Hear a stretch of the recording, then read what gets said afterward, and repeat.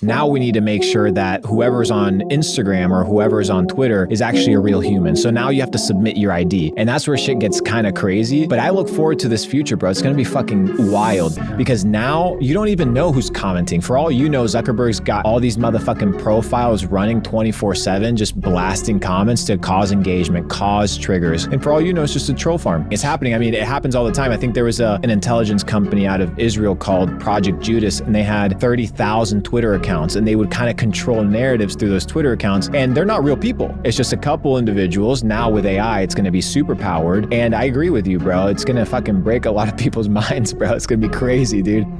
Most people compete instead of creating, but that's because most people don't want to become the best version of themselves. They want to become what they perceive as a better version than themselves, which is what they see in somebody else be or what somebody else posts to be.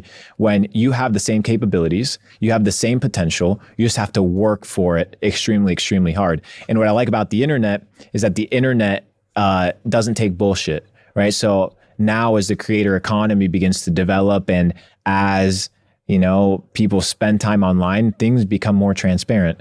So people will be able to identify authenticity, they'll be able to identify truth, and then they'll be able to identify bullshitters. Probably blockchain will help in that because you have all these AI. For sure. Because one of the key problem now is like AI. We don't even realize, most of us, but we're in 2024, there is US elections this year. And there was, I think it was Raoul Pal saying, during the US elections, you're going to have crazy arguments with your neighbors, your family members, people you love, just because of AI piece of contents that crazy, that are going to be targeted at you to make you go crazy, right? And one thing where blockchain can really help is to prove whether all these piece of contents are actually true or not. The only issue with that, bro, is when you start playing with the humanization and the digitalization of personal identities. So it's like, oh, well, now we need to make sure that whoever's on Instagram or whoever's on Twitter is actually a real human. So now you have to submit your ID. And that's where shit gets kind of crazy. But I look forward to this future, bro. It's going to be fucking wild because now you don't even know who's commenting. For all you know, Zuckerberg's got all these motherfucking profiles running 24/7, just blasting comments to cause engagement, cause triggers. And for all you know, it's just a troll farm. Yeah. It's wild. Absolutely. And it's happening. It's happening. I mean, it happens all the time. I think there was an intelligence company out of Israel called Project Judas, and they had 30,000 Twitter accounts, and they would kind of control narratives through those Twitter accounts. And they're not real people. It's just a couple individuals. Now with AI, it's going to be super powered. And I agree with you, bro. It's going to fucking break a lot of people's minds, bro. It's going to be crazy, dude. Fuck. I didn't even take that into perspective for the election, bro. It's going to be crazy. It's going to be wild. There was already, Trump won thanks to data and social media, but it was not advanced AI like that. So now it's going to be this, but on steroids. Wow, bro. So we talk about how much you need sacrifices, patience, consistency, persistence to make it, right? When you're starting to build a company. The problem is millennials and Gen Z, they're impatient as fuck. Because we live in a world where we have everything at our fingertips, right? Coffee, food, dates, porn. Anything we want just at the click of a button. But the really good things in life, a career, a relationship, a business, good health, wealth, they all come from daily compounding, right? Of small actions.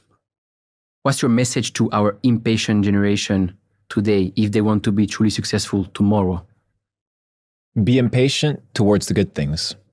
Be impatient towards doing the good things every single day. Be impatient towards waking up and going to the gym. Be impatient to get on your sales calls and close those clients. Be impatient to pick up that book and read. Instead of being impatient about the results, be impatient about the input because you can't control the output.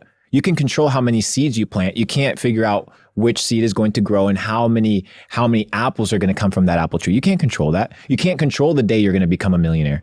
If you say, I'm going to become a millionaire in 1 year, good luck, motherfucker, because if that year rolls around and you're not a millionaire, you're going to feel like shit. You're going to feel unsuccessful. But if you're like, my success is determined by my input and not my output, dude, being patient as a motherfucker, getting that input, grinding, understanding that money, success is a lagging indicator. So hustle, do what you have to do on the input, and then let by natural law, which is a principle that applies to the universe, right? Action causes reaction, input causes output. Focus on what you can control, be impatient about becoming great, and the rest will play out. It's essentially what Gary Vee says when he says micro speed, macro patience. It's exactly that.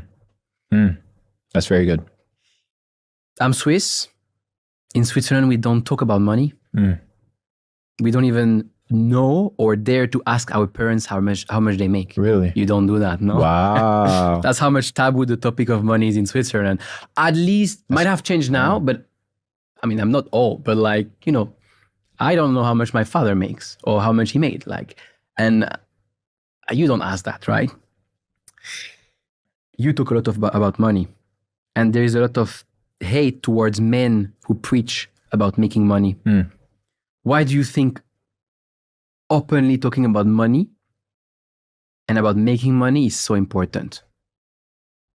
Because money is just a tool. So I talk about money just like I talk about health, just like I talk about self-development and picking up a book and learning topics that you enjoy. Money's just a tool. Money's just a weapon that you utilize to accomplish your goals, but it's essential. And most people have no literacy when it comes to money. I was doing some research as to how the Bible was translated into English. When John Wycliffe, began translating the Bible, he was persecuted. He was persecuted by the clergymen that had the Bible in Latin, and he was persecuted by the Pope, and he was persecuted by the religious political powers. Why? Because at that time, religion was the language of the elite. And it's what kept people in slavery. It's what kept people in bondage and in fear. Today, now that, these spiritual texts have been translated and anybody can digest them, the tool of suppression is no longer religion, it's finance. So finance has now become the language of the elite. There's a reason the tax code is so complicated. There's a reason why they don't teach you money in school. There's a reason why these things are complicated. And it's not because they have to be complicated. It's because they're designed to keep you away from understanding that there are valuable parts of life that you need to master. So when you understand that language is also correlated to your ability to understand, what my goal is to simplify these concepts so that people don't fear them and that they can understand them in a very basic way so that they don't have to depend on a tax accountant, so that they don't have to depend on somebody to tell them how to make money. A banker. Exactly. That takes massive they're all the middlemen. They're all the middlemen to God. In God we trust. Absolutely. But go through me, motherfucker. That's what they tell you.